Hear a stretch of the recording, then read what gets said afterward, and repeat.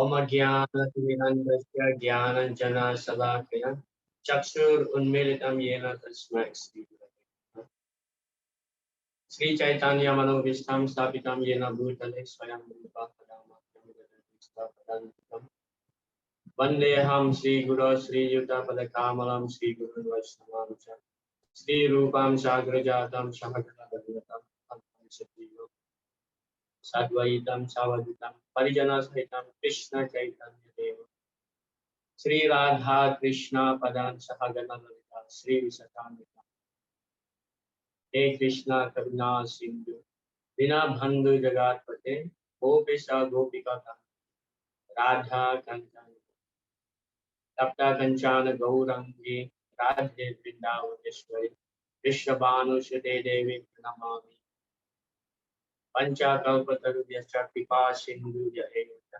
Patitanam Pavanebhyo Vaishnavibhyo Namo Jai Sri Krishna Chaitanya Prabhu Nityananda Sri Advaita Gadadhar Srivasati Gaur Bhakta Hare Krishna Krishna Krishna Hare Hare Hare Rama Rama Rama Hare Hare Am Karoti Vachalam Pangum Hare Yat Kripa Tamaham Vande Sri Guru.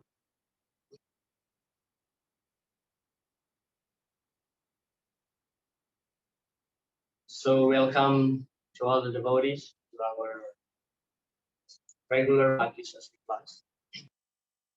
Just to flash back again with what we had discussed in our previous class, that in the ninth chapter entitled The Most Confidential Knowledge, because we have this three aspects of confidentiality, namely the confidential, more confidential, and most confidential. So as Srila Prabhupada explained in the first verse, on his purport in the first verse of this chapter, he mentioned that the first part of the Bhagavad Gita, starting from the chapter 2, actually that is confidential because it is described about the Atma Tattva Gyan. And then chapter 7 and 8 considered to be more confidential, Guhyatara. And then this chapter is known as Guhyatama, Guhya Uttama, most confidential.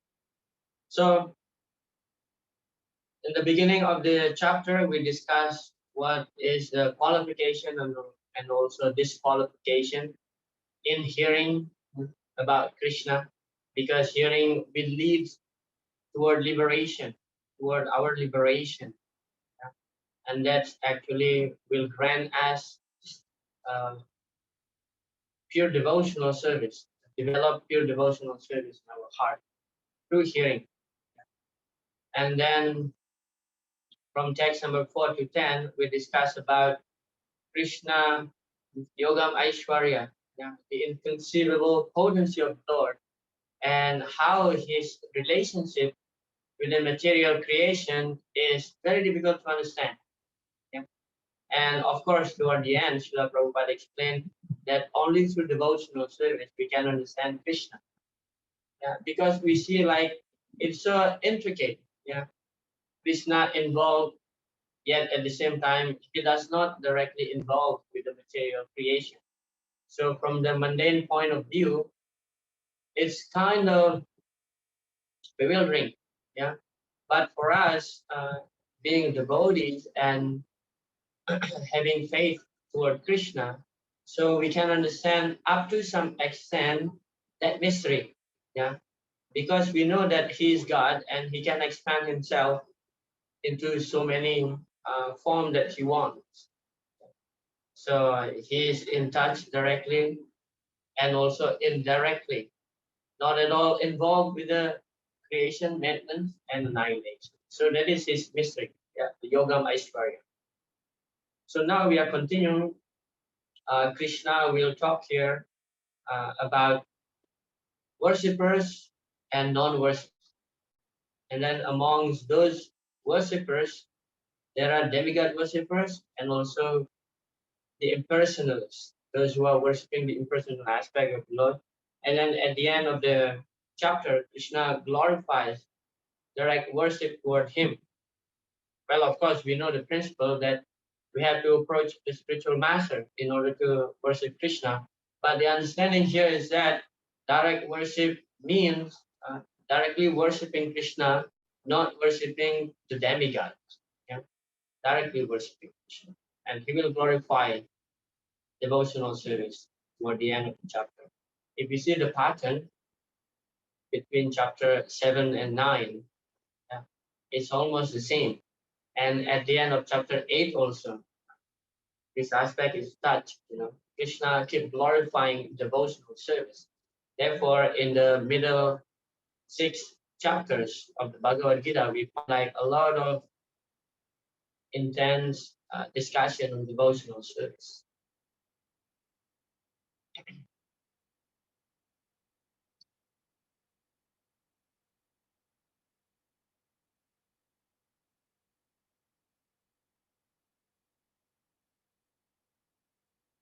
So text 11 to 19, Krishna compares pure devotees to the impersonalists, demigod worshippers, and those who worship the universal form. He also described how to meditate upon him as the Vishnurata.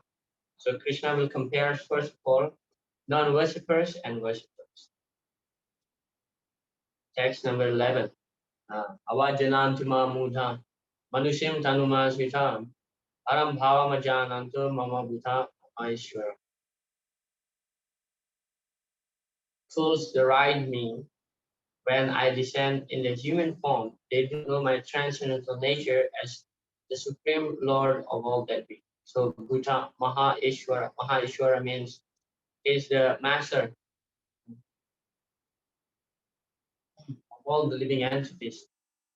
Because we are part and parcel of Krishna, naturally we have this inherited nature of being the Ishwara also. Yeah. Therefore, we always want to control something. Yeah. Because Krishna is the Ishwara, we also, being his part and parcel, have this quality. But the difference is that he's the Maha Ishwara, is the supreme enjoyer, supreme controller. We can enjoy it as jivas, we can enjoy it, we can control, but very, very minute. And here the word manusim tanumasitam, this is very significant.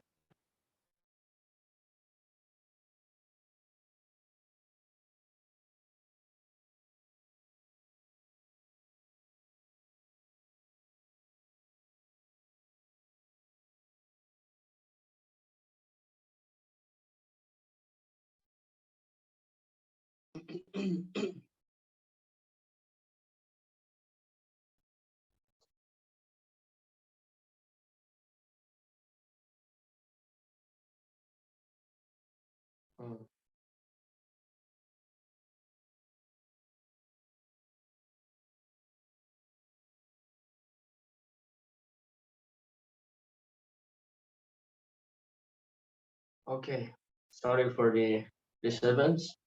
I just got connected a while ago because my electricity is gone. It's a bit dark here. So, yeah, Krishna mentioned here, Manusyam Tanumajritam. It means when he descends in the human form,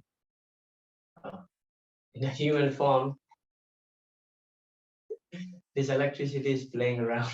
In the human form, it doesn't mean that he is human. Just like when he descends as Varahadev, for example, or Matsya or Kurma. It is not that he is an animal, he is a boar, or he is a lion, or he is fish, or he is tortoise. No. Just like when someone play a drama on the stage, playing a drama on the stage, getting some specific role. So we clearly understand that that person is such Mr. Such and Such or Mrs. Such and Such. But when he's taking a role of being like a boar or something, so he's just playing that part. But actually, he is the person that we know by name. So Krishna also like that. he is the Supreme Personality of Godhead. Although when he's taking the form of Varaha, for example, a boar, so he's not a pig or a matcha, he's not a fish, but he remained the transcendental Lord. And one time Srila Prabhupada explained that this Varaha, when Krishna takes the form of a boar, is not kind of a boar that we find in this world, filthy, dirty, smelly, like this. If we read the narration in the third canto of Srimad Bhagavatam, how when Lord Varahadev was fighting with Hiranyaksha, when they struck one another, when Lord Varahadev got struck by the club of Hiranyaksha, so it is described that his sweat was pouring over. And then the demigod, they get ready with their pot to catch Lord Varaha's sweat and drink that as Amrita. Yeah. And when Lord Varahadev got struck again, sometimes the hair of his body just scattered, and that hair becomes the kusa grass. That's why kusa grass is considered to be pure, because that's actually Lord Varahadev's hairs. Yeah. So when Krishna mentioned here Manusim Tanum Asritam, it doesn't mean that he is human, but he just like human. Yeah, human like doesn't mean he is human, but he resembles human. Like what they say in Bible, that the form of human, the image of human is taken from the image of God. So we actually imitating that form of Krishna, the original form of Krishna, the two-handed form. It is not that he is copying our form, but we copying his form. Yeah. So when Krishna said Manusim Tanum Asritam, he descend in the human form like, doesn't mean that he is human. In the third canto, in chapter one of the chapters, I was reading one of Srila Prabhupada's purport. He gave analogy, and that was for the first time I found it. He gave the analogy just like we see in the ocean when the sun is rising. When the sun is rising, if we are on the beach, for example, when the sun is rising, so we see as if the sun is born from the ocean. So the foolish person will think that actually the sun is actually born from the ocean. But we all know actually the sun is fixed in its orbit. Yeah. So similarly, a fool will think that, oh, Krishna has mother and father, so he's one among us. He's one amongst us. But if we analyze, like how he performed his activities, it's just completely superhuman. Yeah, superhuman, like lifting the Gordon Hill or killing the demons when he was 10 days. That's not at all possible for ordinary human being.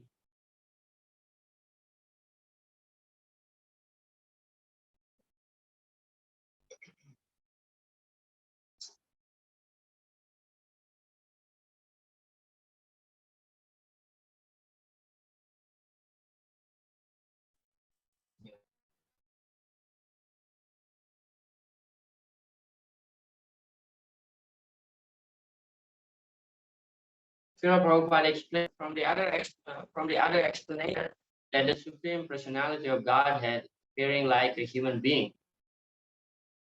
It is not a common man. The personality of Godhead who conducts the creation, maintenance, and annihilation of the complete cosmic manifestation cannot be a human being. Yet there are many foolish men who consider Krishna to be merely a powerful man and nothing more.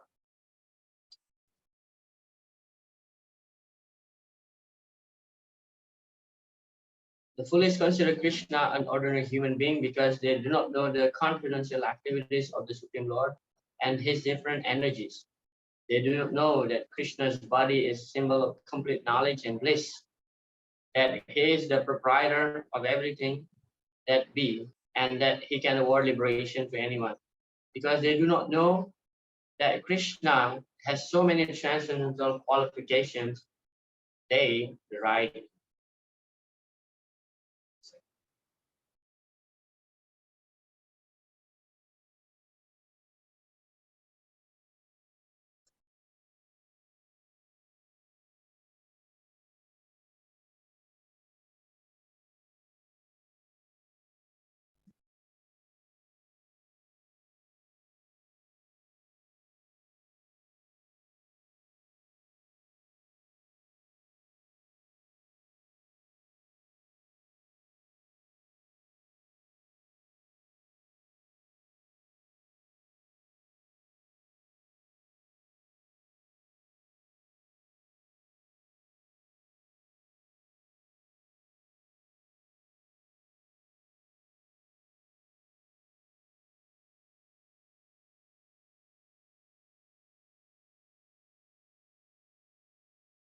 I'm sorry, I had a little bit technical problem.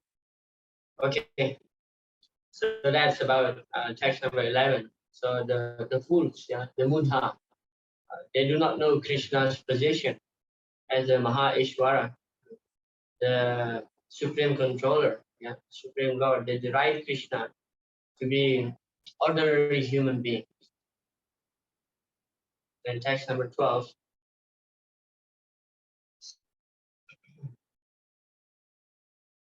Moga samoga karmano moga jnana vichetasaha raksasim asuyam chaiva prakritim mohinim sitaha.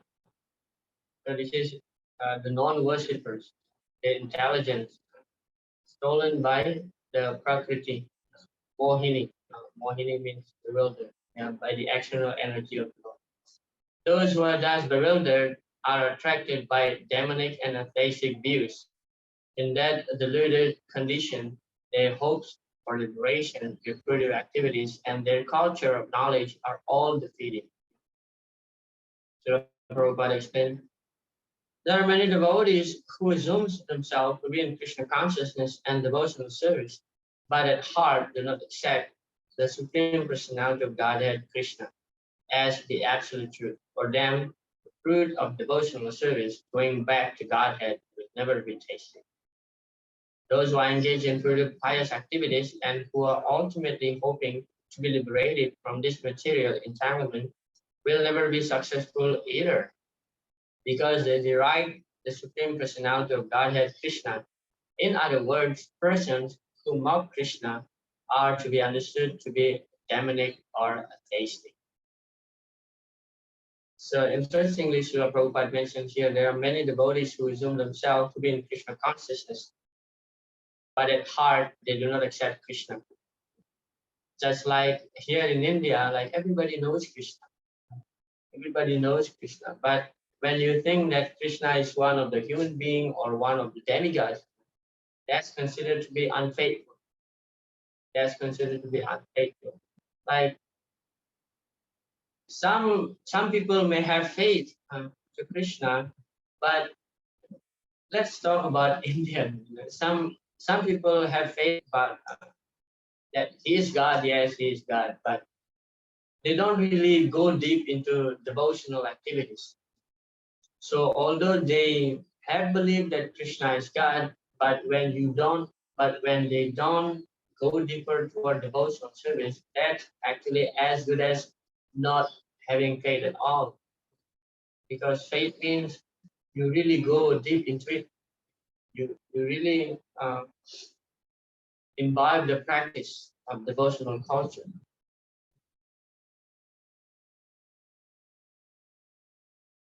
And Srila Prabhupada mentioned here the fruit of devotional service going back to Godhead. Of course, we know that our main goal of practicing devotional service in Krishna consciousness is just to please Krishna, to develop love for Krishna. Yeah? And going back home, back to Godhead is one of the byproducts, one of the byproducts that automatically derive when we develop love for Krishna. Text number 13. Atmanas mampata daivim prakritimas Ajantyana sugyatva utadim avyam. O son of Pita, those who are not deluded, the great souls, are under the protection of the divine nature. They are fully engaged in devotional service because they know me as the Supreme Personality of Godhead, original and inexhaustible. So now Krishna is entering the aspect of devotees, the worshippers. Before he was talking in text number 11 and 12, he talks about non-worshippers. Now he talks about worshippers. So here is the description of the Mahatmas or the great souls. Bhajanti Ananya Manaso, always engage in pure devotional service. The first sign of the Mahatma is that he is already situated in the divine nature. He is not under the control of material nature. And how is this affected? That is explained in the 7th chapter. Yeah. So which verse is Srila Prabhupada referring here in the 7th chapter? That a devotee is always protected by the eternal potency of God. Anybody would like to guess? Which sloka that Srila Prabhupada referring here?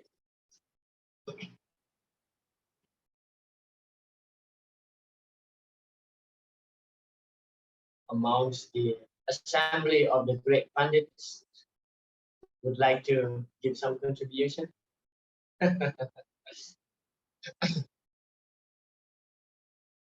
Yeah, the verse where Krishna mentioned Davi Hesha Guna Mayi Mama Maya Drataya Mam Evaye Prapadyante Maya Metam. The devotee, the fully surrendered devotee, is actually protected by Krishna from Maya.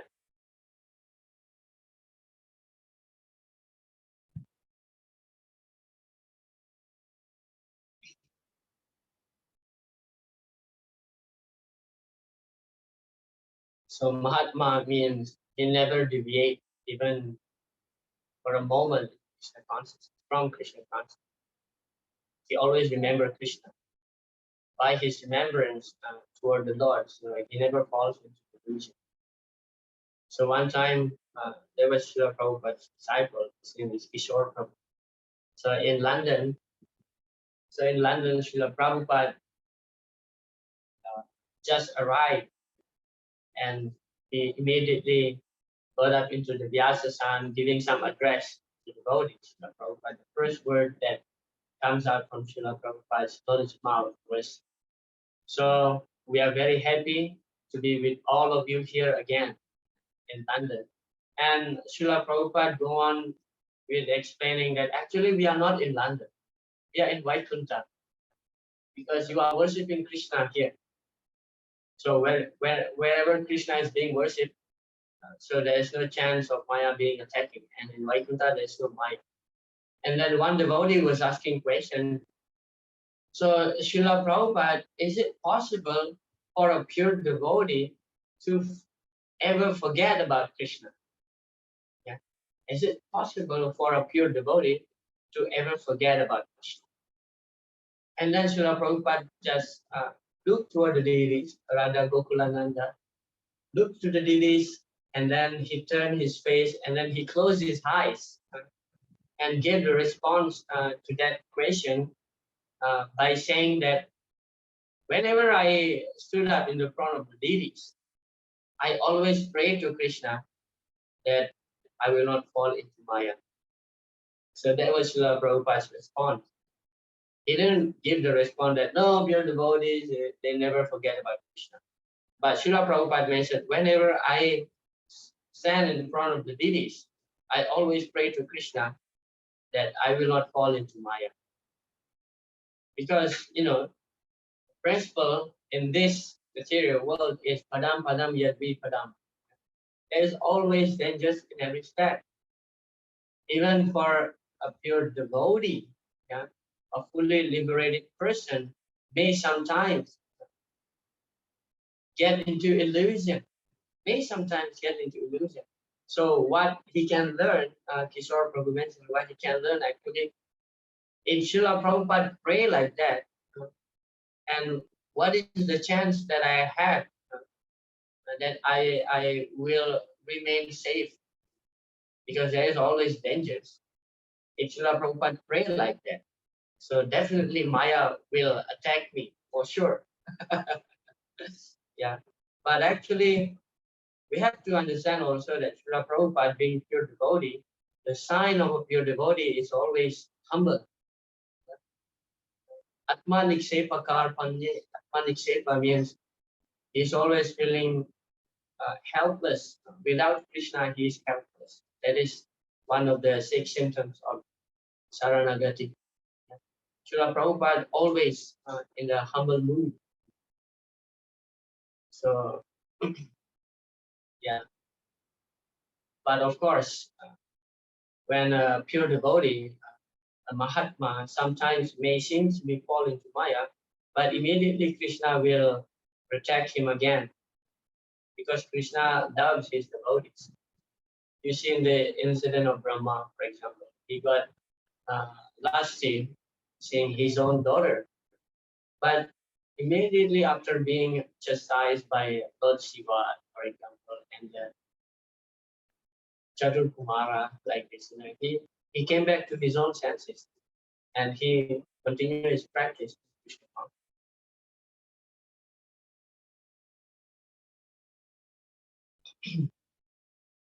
That the Mahatma is always protected by Krishna's Daivi Prakriti. The guidance of the spiritual nature is called Daivi Prakriti, divine nature.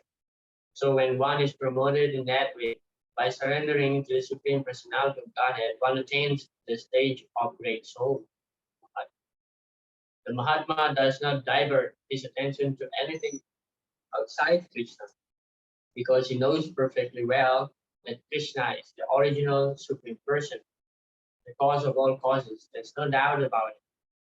Such a Mahatma or great soul develops through association with other Mahatmas, pure devotees.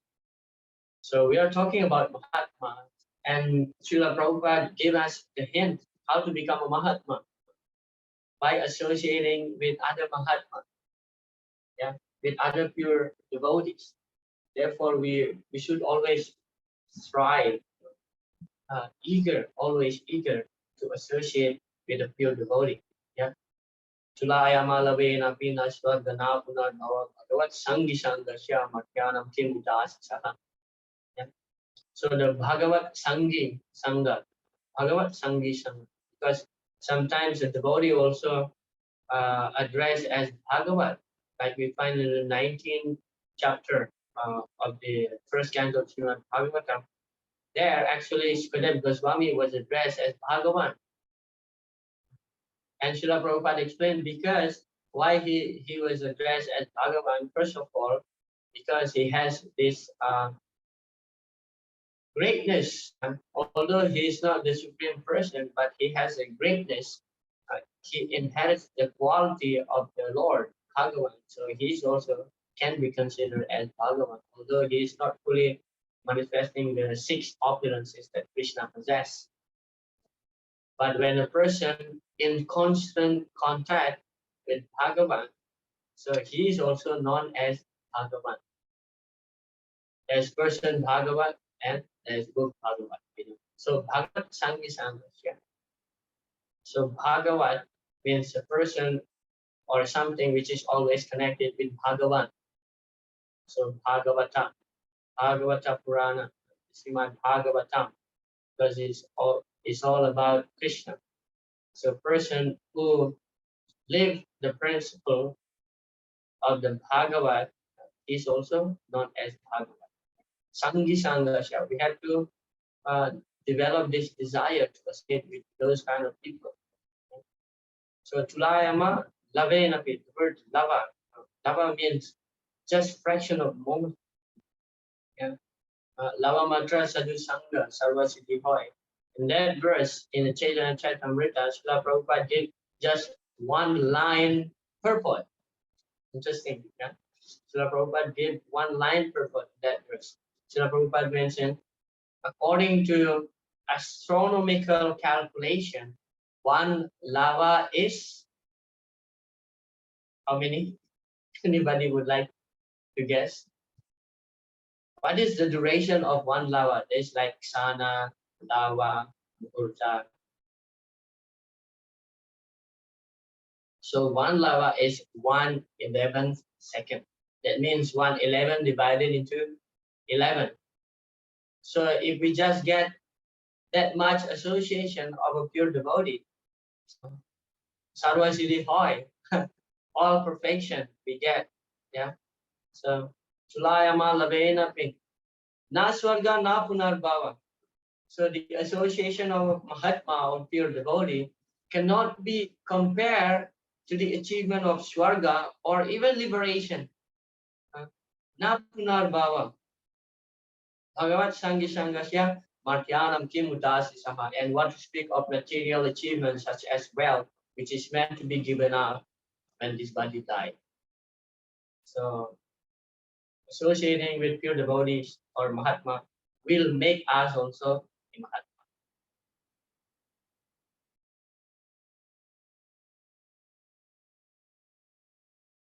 Text number 14. Satatam Kirtayantoma. This is also the further description about a Mahatma. Yeah. Yatantasya Dvidavrataha Namashantas Samam Bhaktya Nitya Yukta Upasate. The word Satata means always. Always chanting my glories, endeavoring with great determination, going down before me. This great soul perpetually worship me with devotion. Nitya Yukta Upasate. Nitya means perpetually, eternally. The Mahatma cannot be manufactured by rubber stamping an ordinary man. The symptoms are described here. Mahatma is always engaged in chanting the glories of the Supreme Lord Krishna, the personality of Godhead. It has no other business. He is always engaged in the glorification of the Lord. In other words, he is not an impersonalist. Interestingly, Srila Prabhupada mentioned here. In other words, he is not impersonalist. So he is always engaged in the glorification of the Lord. He is not impersonalist. Because although we find, for example, like I went to Varanasi in the year of 2014. So I found like even the impersonalists also, they are chanting Hare Krishna. Yeah. They perform their bhajan and then they chant also Hare Krishna. And then I was asking my friend, look at these sadhus, look at these babas, they're also chanting. And my friend told me that, well, they're chanting, but they're impersonalists. Because ultimately, the goal of their chanting is that to meditate upon the impersonal aspect of the Lord. So, in other words, actually, they are insulting Krishna. Just like you're saying to a person like, "Oh, you are so beautiful, you are so handsome, this and that," you know. But by the end of the day, you say that, but you don't have eyes, you don't have nose, you don't have mouth. So how you say a person is beautiful if he's like, he doesn't have eyes, he doesn't have nose, he doesn't have ear, like this. Ultimately, he's formless. Then all this glorification is actually useless. Yeah, they are chanting Hare Krishna Mahamantra. Yeah, they are chanting Hare Krishna Mahamantra, but we know the meaning of the chanting is asking the energy of the Lord, yeah, to engage us in devotional service. But Srila Prabhupada explained, service means you do something for a person. But if you have the conception, Mayavadi conception, that God is impersonal, how you can render service to nobody? Yeah, that's like, doesn't make sense at all. Yeah? So a Mahatma, completely aware, he chants, he glorifies Krishna, and he has the Bhagavan conception of the Lord. Always chanting. Kirtayantam, Satatam Kirtayantam, Kirtanya Sada, and then endeavoring with great determination. In devotional service, there are certain activities which are called determined, such as fasting on certain days, like the 11th day of the moon, Ekadashi, on the appearance day of the Lord. So uh, this kind of fasting, recommended by Shastra. So we perform austerities with our determination, not like how the impersonal perform their austerities.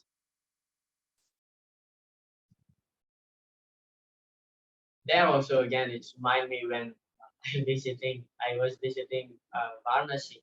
So I saw some Baba. They live so simple, live on the banks of the Ganges in a simple hut, with no clothing, and they just eat whatever comes, whatever people gives, and they don't even eat salt.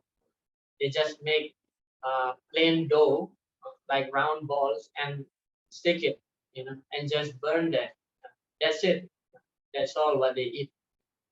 So this kind of determination, it's like during the summer at that time. So some Baba, they surround themselves with fire under the scorching heat of the sun. So austere. But this kind of austerities simply torturing the body, simply torturing the body, because that doesn't lead toward the higher destination, toward the highest goal. It's not at all. And yeah, Srila Prabhupada explained our austerities is actually a tapu divyam. Tapu divyam means the austerity that we perform according to the injunction of the Shastra, which meant to please the Lord. For example, Srila Prabhupada mentioned here, like on Ekadashi day, or during the appearance and the disappearance of the acharyas, like that, or some Krishna's appearance, some avatars appearance, we do fast. I know some people in India, they have the commitment to fast like every Monday and Thursday, something like this. So this kind of fasting is actually not at all according to the Shastric injunction. Some people become vegetarian on a certain day, maybe like three days in a week, things like this. So this kind of austerities or determination is actually fruitless. So of course, Krishna mentioned that Naham Vedai Natapasam Achajyeya. So we cannot understand Krishna simply by performing austerities, tapasya. But tapasya, of course, it is not all in our practice, but it it helps us to develop our Krishna consciousness. Because without determination, so we cannot really develop love for Krishna. When you get little hindrances, then your faith will go away if you don't practice determination.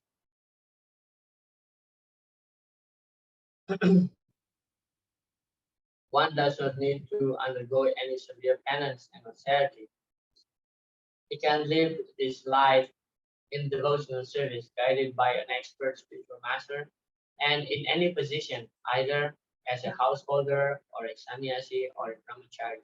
In any position and anywhere in the world, he can perform this devotional service to the Supreme Personality of Godhead and thus become actually Mahatma, a great soul. Interesting here, Srila Prabhupada mentioned one does not really need to perform penance and austerity. Yeah. What Srila Prabhupada refers, of course, the dry penance, dry austerity. But like getting up early in the morning, chanting 16 rounds and following the four eagle principles, studying book, that's kind of austerities. That's kind of austerities. But that austerities is actually joyfully performed. That's the Sukham Kartamavayam is joyfully performed. For example, like whenever I go out for Harinam Sankirtan, for example, like just an hour or a half an hour before that, I sometimes I feel so lazy, why I have to do this? I have to take bath, get dressed, and then just go out. I prefer to lay down sometimes. But just my realization is that I just need to force my body a little bit. But as soon as you were there on the spot, you are chanting, you are dancing. So it's like joyfully performed. Like getting up early for Mangala Arati. Why we are setting up our alarm? Because we are not at all yet situated in the Raganuga platform. So we need this alarm. We need to force ourselves. But as soon as you take bath, dress up, getting ready, go to the temple, and when you are there, you become so happy. You become like, yes, you made your day. You made it. You made it, and you get the bliss, happiness. Yeah? So this is not simply a dry sentiment. We experience it. Pratyaksha, Pratyakshava Gamam Dharmyam. We experience. And Srila Prabhupada talks about the guidance of spiritual master. So our practice should be guided by our senior. Don't speculate. Sometimes devotees love to speculate. So we have to consult with Sadhu Sastra and Guru. So within an expert spiritual master. You know, one time George Harrison was asking Srila Prabhupada, because in the beginning, like there's so many sadhus, so-called yogis and babas, they went to the West to give some kind of message. So one time George Harrison was asking Srila Prabhupada, so, Swamiji, how do we recognize whether a person is a real guru or a fake guru? And Srila Prabhupada said, interesting question. Then now I would like to ask you, how do we recognize whether a person is a hippie or not?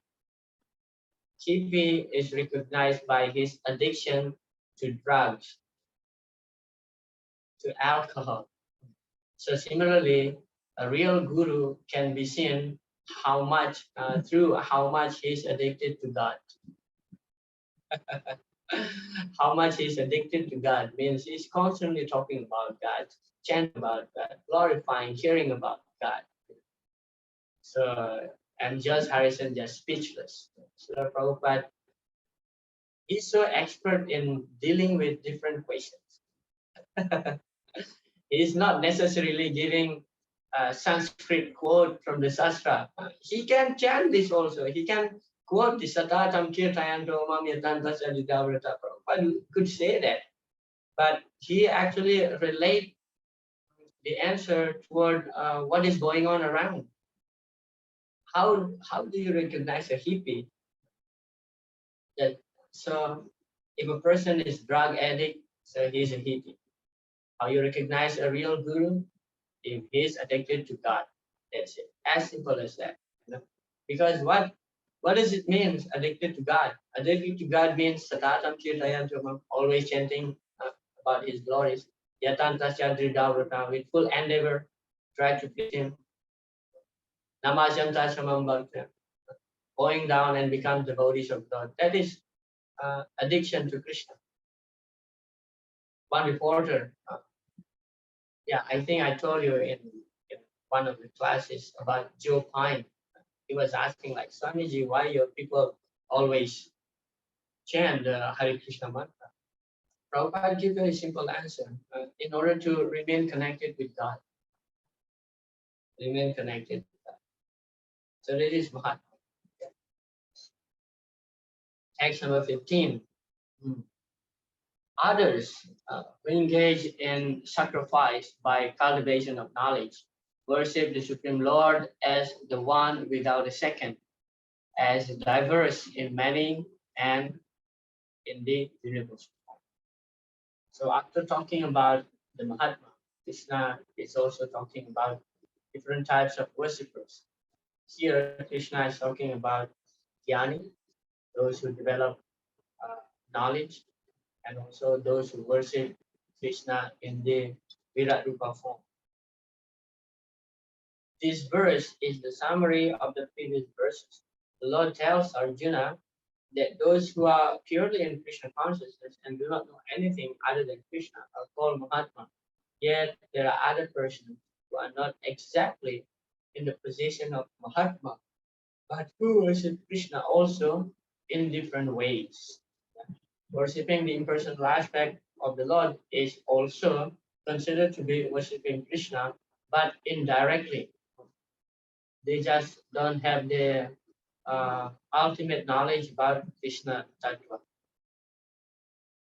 Some of them have already been described as the distressed, the financially destitute, the inquisitive, and those who are engaged in cultivation of knowledge. Atu jigyasu artha tidyanita. But there are others who are still lower, and these are divided into three. One, he who worships himself as one with the Supreme Lord. So this is impersonalist. Two, he who concocts some of the Supreme Lord, some form of the Supreme Lord and worship that. And then number three, he who accepts the universal form, the Vishwarupa of the Supreme Personality of Godhead and worship that. So when Srila Prabhupada mentioned these four types of people, yeah, Atu Jigyasu Arthati, four types of uh, worshippers, they are not at all pure devotees, of course. But there are others lower than these non-pure devotees, yeah, namely the Mayavadis, the impersonalists. And the impersonalists would worship Krishna in these three ways. Either they think that they are one with God, or they concoct the form of God through their own mental speculation, or they worship the Vishwarupa of the Lord, yeah, saying that actually all this cosmic manifestation is God. I'm God, this hill is God, this tree is God, this star is God, this moon is God, like this. So foolishly they are thinking like this.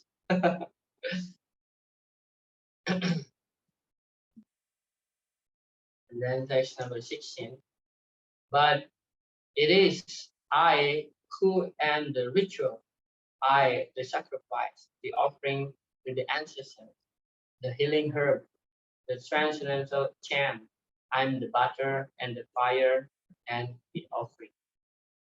Those who are engaged in rendering devotional service unto Krishna are to be understood to have performed all the sacrifices recommended in the Vedas. So Krishna is comparing other types of worshippers. Yeah? But of course, Srila Prabhupada mentioned here that those who are in Krishna consciousness, it is considered to be surpassing all types of religious performances, all types of sacrifices.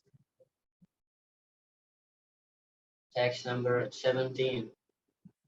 I am the father of this universe. Pitaham asya jagataha. Pitaham asya jagataha. He is the father of the universe. The mother, the support, and the grandsire. I am the object of knowledge, the purifier, and the syllable Om. I am also the Rig Sama and the Yajur Vedas. Text 18. I am the goal, the sustainer, the master, the witness, the abode, the refuge, and the most dear friend. I am the creation and the annihilation, the basis of everything, the resting place and the eternal seat. 19. O Arjun, I give heat and I withhold and send forth the rain. I am immortality and I am also death personified. Both spirit and matter are in me. Srila Prabhupada explained in the lecture for the text number 18 to 19. So we have to learn from Bhagavad Gita directly spoken by the Supreme Lord and accept it and do accordingly. That is called Krishna consciousness. We think of Krishna is everything or God is everything. So let us become submissive and prosecute this. The process of devotional service, that is the way of happiness, that is the way of perfection. Okay. So about this session, that part of discussion, Krishna explained about the non-worshippers, how's their nature, and then the worshippers, Mahatmas, and then different types of worshippers.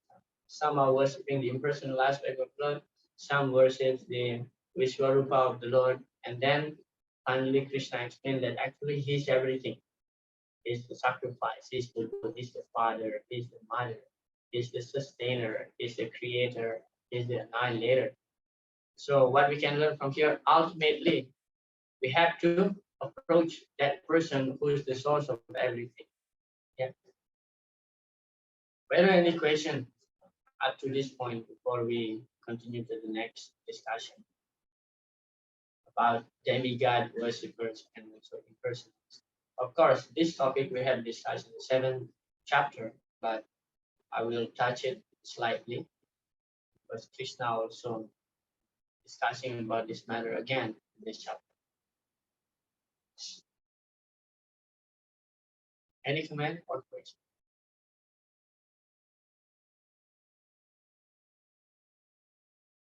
If there is no, I take your silence to be understanding. Yes, Prabhuji.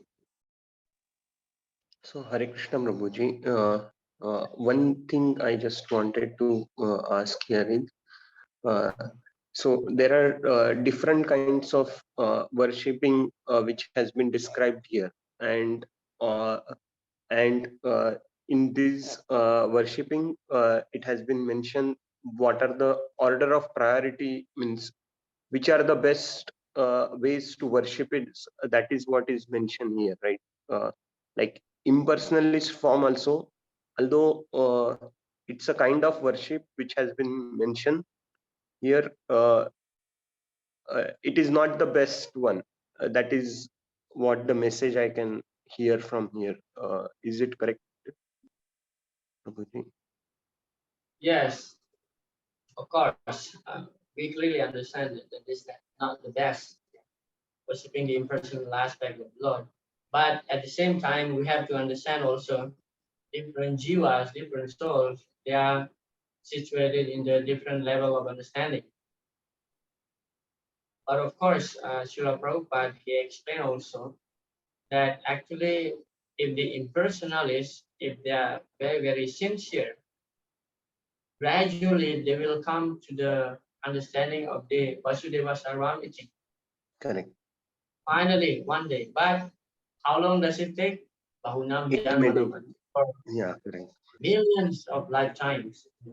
Of course, it's like a very slow process. But at the same time, Krishna doesn't want to force the jivas to directly worshiping him because he needs our love. Love means voluntarily worshiping Krishna. Krishna, of course, he wants every jiva to come back to him, but he doesn't want to interfere with their independent nature. Because Krishna respects that independency. So Krishna let them, if they want to become demigod worshipper, it's all right. If they want to become a worshipper of the impersonal aspect of the Lord, that's all right. Because that's also absolute truth. Yeah. Vadanti tattva vidam tattvam yajnanam admayam brahmeti paramatmeti bhagavan. So that is also absolute truth, but in the incomplete understanding.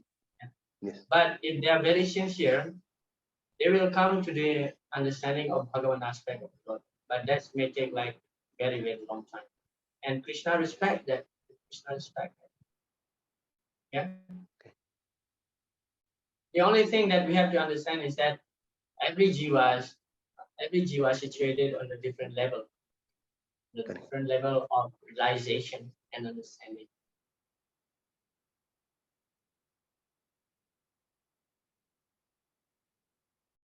All right. So here, text number 20 to 28, comparing demigod worshippers and devotees. Yeah, demigod worship which neglects Krishna as the supreme enjoyer is improper and causes fall down. Devotees of Krishna, however, are personally protected by Krishna, who helps them achieve his association. Krishna accepts his devotees' offering, which are given in devotion. In verse 26, Krishna describes pure devotional service. Okay. Those who, text number 20, those who study the Vedas and bring me so much use, seeking the heavenly planets, worship me indirectly. So demigod worshippers, actually they want to worship God, but they don't know who is the supreme God. Therefore, Krishna mentioned here, worship him indirectly, because demigods are the uh, part of the Lord which actually deals with the material universe management. Purified of sinful reactions, they take birth on the highest heavenly planets of Indra, where they enjoy godly delights. Prabhupada said, unfortunately, there are many great scholars of the Vedas who do not know the ultimate purpose of studying them. Devotional service begins with the chanting of Hare Krishna mantra and side by side trying to understand Krishna in truth. Unfortunately, those who are simply official students of the Vedas become more interested in offering sacrifices to the different demigods like Indra and Chandra. By such endeavor, the worshippers of different demigods are certainly purified of the contamination of the lower qualities of nature and are thereby elevated to the higher planetary system. So this is the nature of the demigod worshippers. So they study the Vedas, but they get entrapped with the flowery words of the Veda. This is called the Veda Vadarataha. This says the beginning of the Bhagavad Gita to Arjuna. Veda Vadarataha. Those who are caught by the flowery words of the Vedas. What does it mean? Flowery words of the Vedas. Flowery words of the Vedas means the Karma Kanda section, Karma Kanda aspect of the Vedas. Because Veda is so vast, so big, and most of the Vedas actually dealing with the Karma Kanda section. Trigunya Visaya Veda, Trigunya Bhavadina, in one do Nitya Sattva, so Yoga Ksema. Therefore, Krishna advised Arjuna, Nir Yoga Ksema Atmavan, be established in yoga, be established in connection with the Supreme Lord. So in that way, you will not become bewildered. Otherwise, when we read like Karma Kanda section of the Vedas, like so much temptation. Oh, just go to heaven. You will go to Nanda Kanana garden, enjoying with the apsaras, drinking the soma juice, and so on and so forth.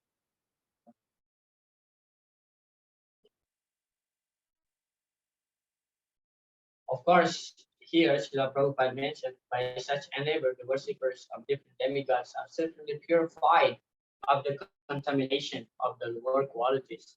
So, yes, they are situated in the Sattva Guna platform also, because the demigods are devotees of the Lord, although they are not pure devotees. Yeah? They are Sakama devotees, but they are also devotees of the Lord. And when a person chants, the Vedic hymns, Vedic mantras, when they chant the word Om, actually, that's indicating Krishna. So in that way also they get purification. But that's like take a long, long time. And there is a question here from Rajana. Why it is only mentioned three Vedas and not the fourth one? Rig, Sama, Yajur. What about Atharva Veda? Why it is not mentioned by Krishna here? That's an interesting question that sometimes I ask that question to different devotees. Why Krishna doesn't mention the Atharva Veda? So honestly, I don't want to speculate and I will take this question as my homework. If I don't know, I will tell you I don't know because I don't want to speculate. That is my nature. Rich Sama Yajur. Yeah. What about the Atharva? I heard some explanation about that, but I forgot. I need to do some research again. Okay.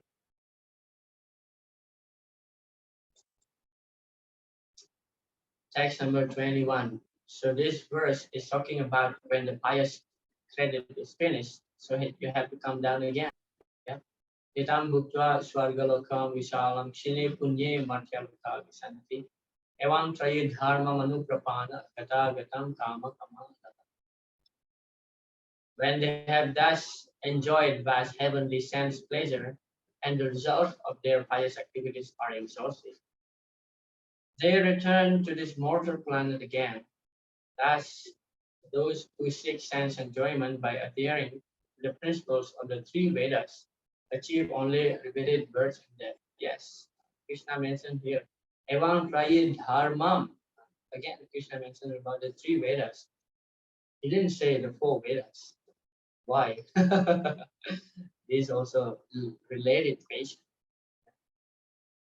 But Srila Prabhupada, in his purport, why he didn't touch this aspect? Interesting, yeah. Why he didn't touch this aspect? Srila Prabhupada mentioned, one who is promoted to the higher planetary system enjoys a longer duration of life and better facilities for sense enjoyment. Yet one is not allowed to stay there forever. One is again sent back to this earth upon finishing the resultant fruits of pious activities. So this is the result of demigod worship. Yeah. Antavatu palam desam tadbhavatyal pamiyadasam. This antavat means it has anta. Anta means it has an end. So it is not eternal. Tadbhavati alpamedasam, and is very little. Alpa means it's temporary. Yeah. The result is temporary, not eternal. Therefore, we have to come back again to this earth. And then work hard again. If you still want to enjoy the heaven, work hard again. Go to heaven and then come down again. So this is called the punacharvita charvanana, chewing the chewed again and again. And text number 22. Ananya chintayanto mam yajana paripasati tesam nityabhutanam yoga ksemam moham yaham. So after describing about demigod worship, Krishna talks about pure devotional service. By the mercy of the Lord, such devotee never comes back. Sorry, translation. But those who always worship me with exclusive devotion, meditating on my transcendent form, to them I carry what they lack and I preserve what they have. Yoga Ksemam Vahami Aham.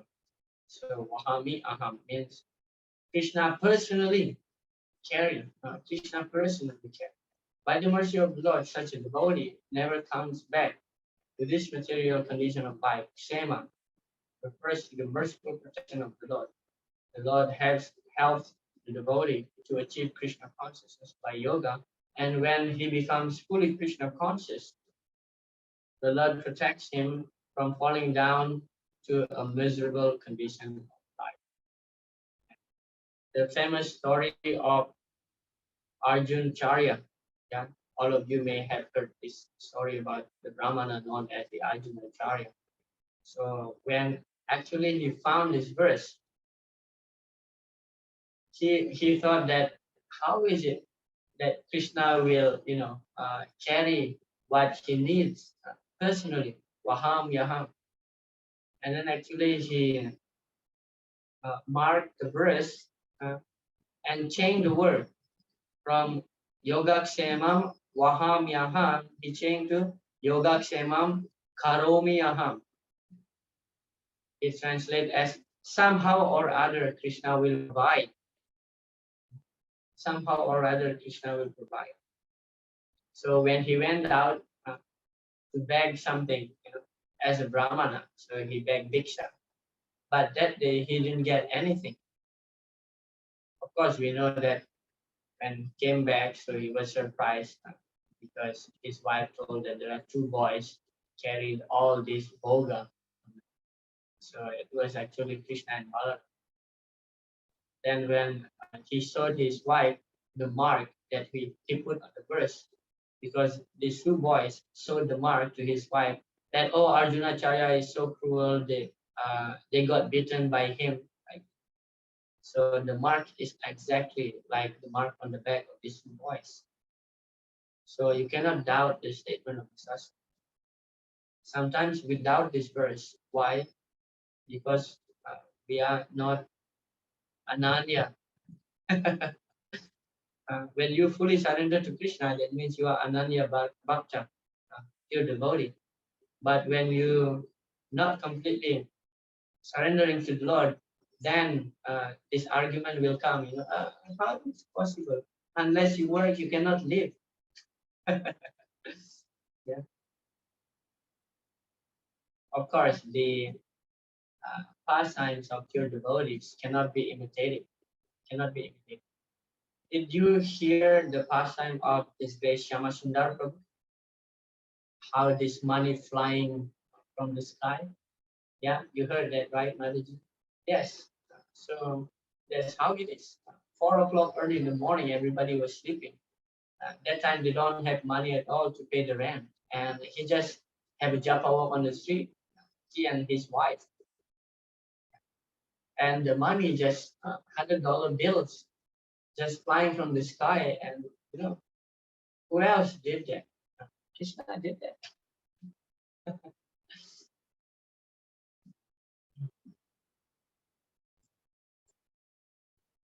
Srila Prabhupada said, Ananya Chintayantaha means always, 24 hours, without any deviation, always thinking of Krishna. Naturally, if you are engaged in the business of Krishna, then you will always think of him, of Krishna. Anyone who is absorbed in certain particular business is always thinking of that thing. So anyone who is engaged in Krishna consciousness, his business is to think of Krishna always. So Ananya, Chinta means actually to think about Krishna. Chintaya means to think without any deviation, 24 hours.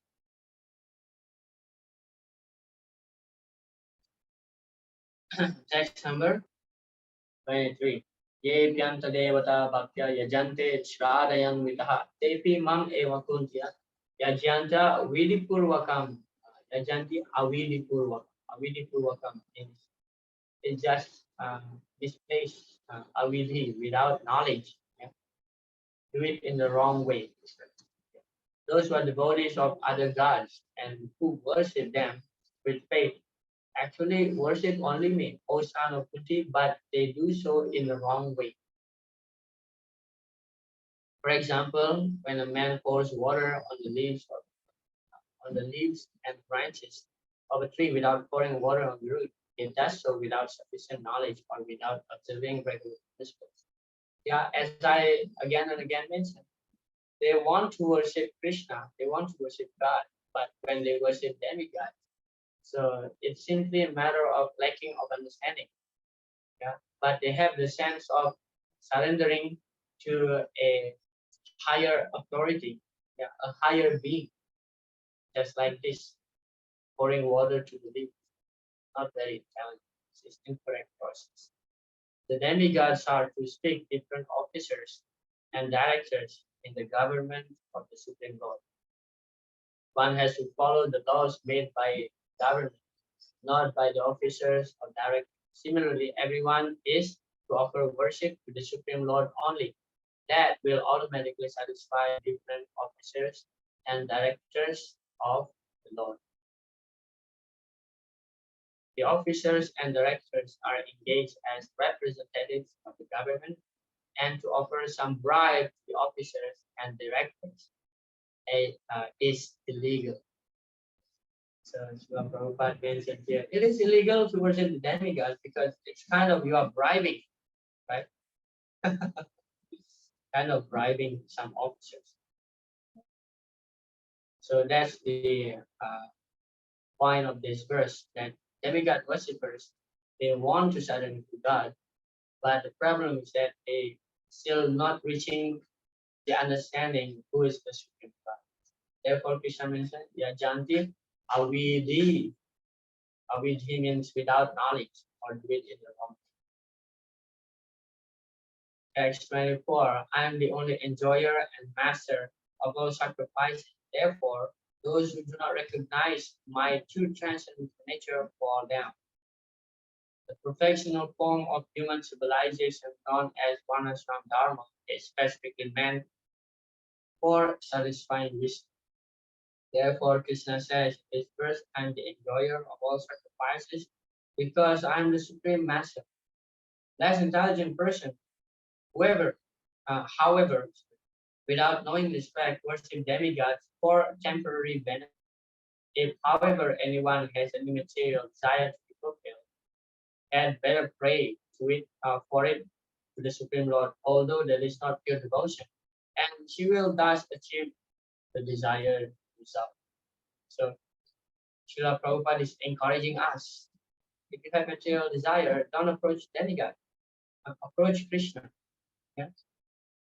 Approach Krishna. Akama sarva kama sakam. So sarva kama. If you have a lot of material desire, just approach Krishna. Krishna will fulfill that desires, and also Krishna will purify you ultimately from their material desires. And what Srila Prabhupada mentioned here? Yeah, Srila Prabhupada talks about the Varnashram Dharma. So when a person performs Varnashram Dharma in connection with Krishna, that is called the Daivi Varnashram Dharma. Daivi means divine.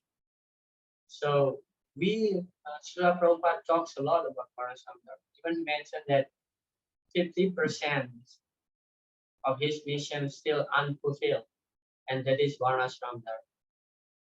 Of course, devotees may argue that why we bother so much about Varnashram. Srila Rupa Goswami didn't mention Varnashram in the one of the 64 Angas of Bhakti. Why do we have to follow Varnashram Dharma? Well, Srila Bhaktivinoda Thakur in his book Sajjana Prasani clearly mentioned that Varnashram Dharma is actually meant for the devotees in their conditional state. If you are liberated, you don't need Varnashram at all. But are we liberated? Not yet. Maybe some of you, but at least for me, I'm not. Yeah. So Varnashrama Charavata Purushena Paragumat Vishnu Aradhate Panta Na Anya Tatos Chara. Krishna mentioned that in the Vishnu Purana. When one performs the Varnashram to satisfy the Lord, that's actually the highest thing that can please the Lord. Yeah? So the Varnashram that we follow is actually meant to please the Lord. That's it. Of course, for many of the people, Varnashram could be just a moral conduct. Yeah? Just be a moral conduct, and that is not the goal of life. The goal of life is to please Krishna. But whether we follow this path or that path, including Varnashram, is actually to please Krishna. Samsiri Haritoshan. Varnashram Vibhagasa. Yeah, Varnashram Vibhagasa Swanashika Dharmasya Samsiri Haritoshan. If you see like even Ravana, does Ravana follow Varnashram? Yes, he follow Varnashram. How he governed his kingdom, yeah, so perfect. He's a nice Kshatriya. But simply being a nice Kshatriya doesn't make sense if you're devoid of devotion to God. So that Varnashram is known as the Asuric Varnashram. Yeah, because devoid of Krishna. So the Varnashram that we follow is the Daivi Varnashram. Yeah, Varnashram connected to Krishna, meant to please Krishna. Actually, when in our movement, this topic is very interesting. And whenever I say about Bhakti, because I'm serving in the ISKCON Deva Varnashram ministry, whenever I talk about Varnashram, people become scared because as soon as they think about Varnashram, oh, it's like poor life, it's like primitive way of living. You know, we live in the Mahabharata or Ramayana time, things like this. You know, devotees think like that. Of course, when Srila Prabhupada talks about Varnashram, you cannot discuss Varnashram without touching the aspect of cow culture and agriculture. Because Varnashram is actually a Vedic culture. Vedic culture means Brahmanical culture. And Brahmanical culture means cow-centered culture. Why cow-centered culture? Because factually, the Brahmanas cannot live without cows. Yeah, because you need ghee, you need the cow dung, you need the cow urine to perform the jagya. Patan, patan, yajan, yajan, dana pratigraha. So, yajan means to perform sacrifice.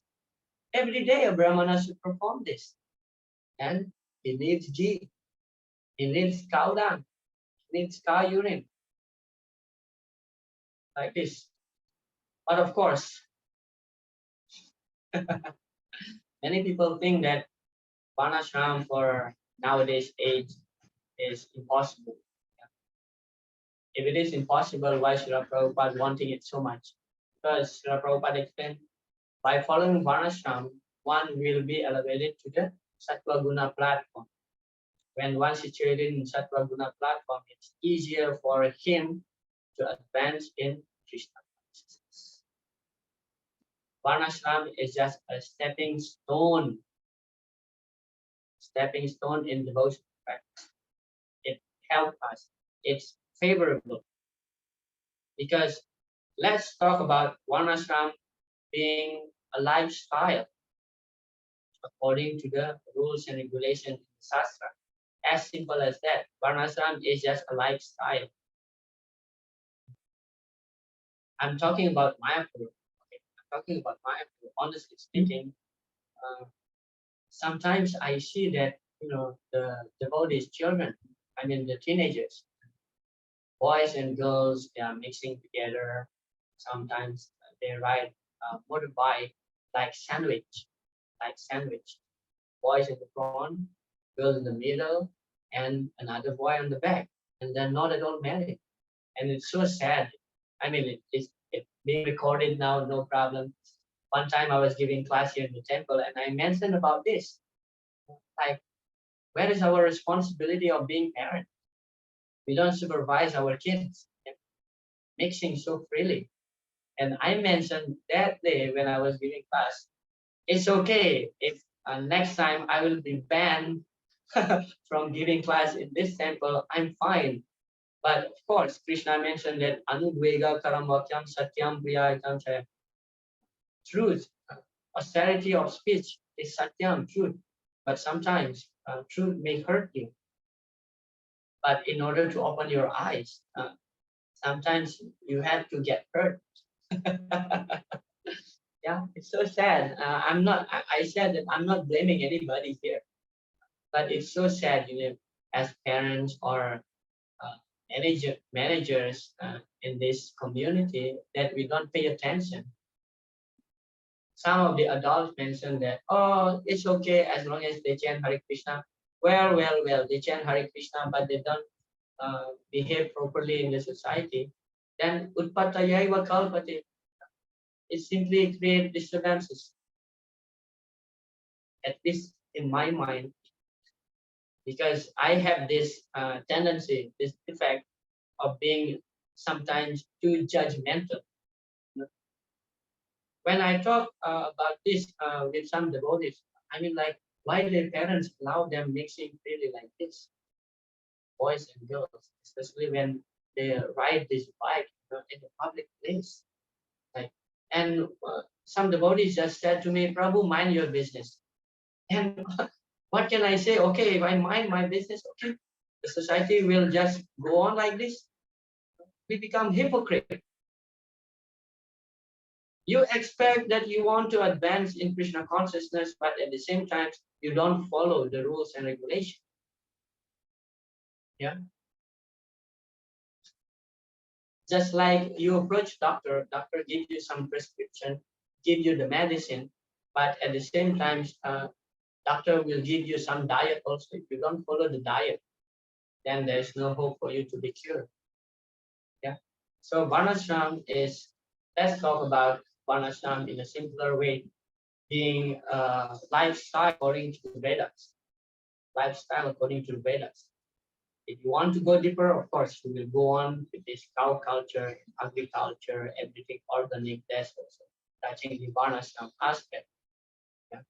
But toward the end of the day, it should be connected with Krishna. That pleases Krishna.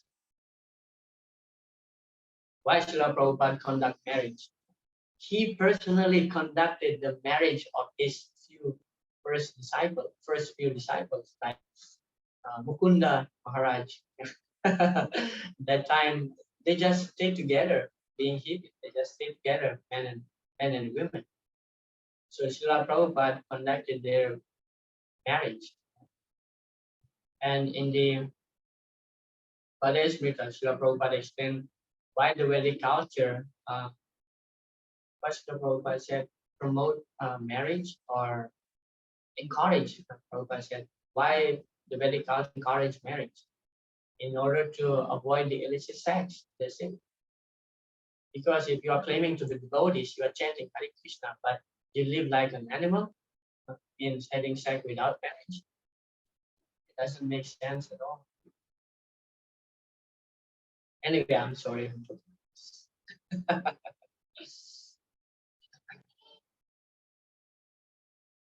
Text number 25. Krishna here giving us the clue that whatever you worship, that will be your destination.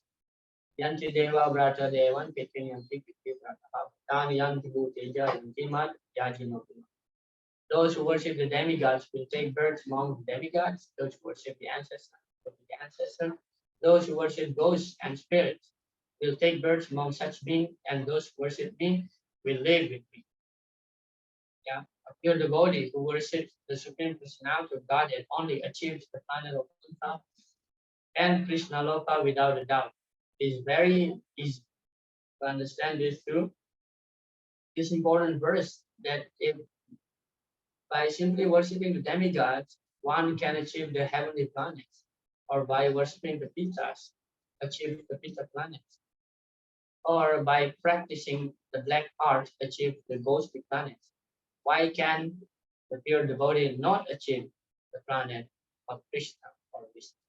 So Prabhupada give the example like if you buy a ticket, plane ticket. So if you buy a ticket to Delhi, so your destination will go to Delhi. If you buy a ticket to New York, so your destination will go to New York. So according to the mode of your worship, that destination will achieve. Text number 26. So this verse is talking about pure devotion service. So after Krishna giving us a hint about demigod worships, and then mentioning that the result of demigod worship, how is the result? After you enjoy the result of your piety in heaven, you have to come down. Now here Krishna talks about your devotional service. The previous verse, that Yantideva Vrata Devan verse, is kind of Krishna giving us a freedom to choose. Yeah? Just like you are a customer, you go to a shop and shopkeeper will show you some product. These are the options. You have the freedom to choose, but this is the price. And now Krishna will give us the best product. Yeah, the best product. Patram pushpam palam toyam yume bhaktya chati Taham bhakti uparitam asnami prayatatmana. So the word bhakti is mentioned twice by Krishna. This verse indicating pure devotion. If one offers me with love and devotion a leaf, a flower, fruit, or water, I will accept it. The process of achieving such marvelous result is very easy and can be attempted even by poorest of the poor without any kind of qualification. The only qualification required in this connection is to be pure devotee of the Lord. The way how Srila Prabhupada talked here is that without qualification, one can become a devotee of Lord, even you are very, very poor. If you just give flowers, one fruit, or little water to Krishna, one tulasi leaf, without any qualification. But what Srila Prabhupada said, the only qualification is that you must become a pure devotee. That's your qualification, you must become a pure devotee. Such a high standard that Srila Prabhupada demands here. It doesn't matter. It does not matter what one is or where one is situated. The process is so easy that even a leaf or a little water or fruit can be offered to the Supreme Lord in genuine love, and the Lord will be pleased to accept it. So here is the secret. Your love. Krishna is known as Bhavagrahi Janardhan. Jana Ardhana means he is the one who resides in every heart of the person. Janardhana. But Bhavagrahi is the Bhavagrahi. He sees the essence of your heart, the bhava, the love of your heart. Just offer flowers or fruits to Krishna with love. That's all what Krishna needs. He doesn't need your rice, dal, and sabji or chapati. No. He can get whatever he wants, but he wants only our sentiment, our love, our bhava. Yeah? That's all what Krishna needs. It doesn't mean that if you are rich, if you are a millionaire, and you say that I offer this 10 rupees donation with love and devotion. That also doesn't make sense. Yeah. So you have to sacrifice more if you have more. That shows your love also. One who loves Krishna will give him whatever he wants. And he avoids offering anything which is undesirable or unasked. Thus, meat, fish, and eggs should not be offered to Krishna. If he desires such thing as offerings, he would have said so. Instead, he clearly requests that the leaf, fruit, flowers, and water be given to him. And he says of this offering, I will accept it. Yeah. Therefore, we should understand that we will not accept, he will not accept meat, fish, and egg. Because sometimes silly question may ask, oh Prabhu, what about if I offer meat to Krishna with love? Can I offer meat? Of course not, because it doesn't demand it. Anyway, it's already 7 o'clock. Let me just continue with 2 more verses. Yeah, just be short. So that's about pure devotional service. Yeah, text number 26. And this verse is about karma yoga. Yeah, yatkarosya dasya josi dadasya yatapasyasi kauntya tatpurishwa madar. Whatever you do, whatever you eat, whatever you offer or give away, and whatever austerities you perform, do that, O son of Kunti, as an offering to me. See, text 26 is Bhakti Yoga. Text 27 is Karma Yoga. Why? Text 26, we do what Krishna wants. What Krishna wants us to do. But in this verse, text 27, we do what we want to do, but still we have the understanding that somehow or other I have to connect this to Krishna. So that is Karma Yoga. We want to enjoy.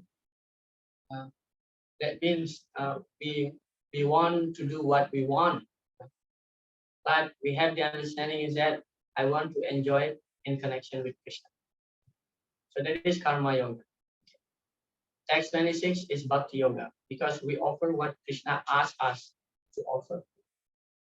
And text 27, for example, I want to eat pizza, so now I cook the pizza. That means I already have the mentality to enjoy the pizza. But I will not eat this pizza unless and until I offer it first to Krishna. Yeah. Yet Karoshi does. But still, it's very, very good. Very, very good consciousness. And the lecture Srila Prabhupada mentioned, now here is general prescription for all people, for transcendental realization of Krishna consciousness. That Karoshi, whatever you do, doesn't matter. So you do it for Krishna. And how to do it, we discussed in the last meeting, that you are doing something, simply change the consciousness that you are doing for Krishna. Yeah? Brahmananda Prabhu, in the beginning, he was a teacher in one of the universities in the US. So when he approached Srila Prabhupada and he told Srila Prabhupada, Prabhupada, I want to join the ashram as a full-time devotee. And Prabhupada asked, but you just got your job. What about that? And Brahmananda said, no, I will quit my job. I will quit my job, Prabhupada. I want to become a full-time. And Prabhupada said, no, don't do that. You continue your work and the money you give to me. Yeah. So whatever you do, Yat Karoshi, do it in connection to Krishna. Even like our His Grace Jayananda Prabhu, he was a taxi driver. He's a taxi driver, but he gives all the money to Prabhupada. Okay, last verse for today's session. In this way, you will be freed from bondage to work and its auspicious and inauspicious result. With your mind fixed on me in this principle of renunciation, you will be liberated and come to me. Okay? As long as the result of our activities not connected to Krishna, whether it is pious or sin, it's just like two sides of a coin. It has two sides, look differently, but it's just the same thing.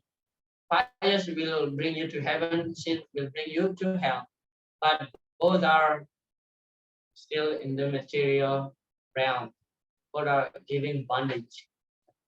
Therefore, when we connect our activities to Krishna, that will give us freedom from the bondage. One who acts in Krishna consciousness under superior direction is called yukta. The technical term is called yukta vairagya. Another meaning of yukta is actually regulated. Yeah? Regulated, like yukta hara vihara yukta chitasakam. So Krishna asks us to be regulated in our eating, our sleeping, ahar, nidra, ahar, vihar, yeah, even recreation also we have to be regulated. So yukta means also regulated.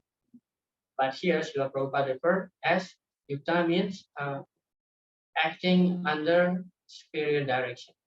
So in that way we become regulated.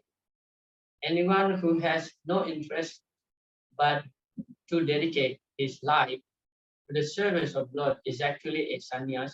Such a person always think of him as an eternal servant dependent on the supreme will of the Lord. As such, whatever he does it for the benefit of the Lord. Whatever action he performs it as service. So that's ultimately Krishna glorifies your devotional service after giving some comparison between the worshippers, non-worshippers, demigod worshippers, and the worshippers of the personal aspect. In our next class, the rest of the chapters will simply glorify about direct worship. Okay, I thank you very much for being patient. I crossed over your time. I apologize. Srila Prabhupada ki jai. Hare Krishna.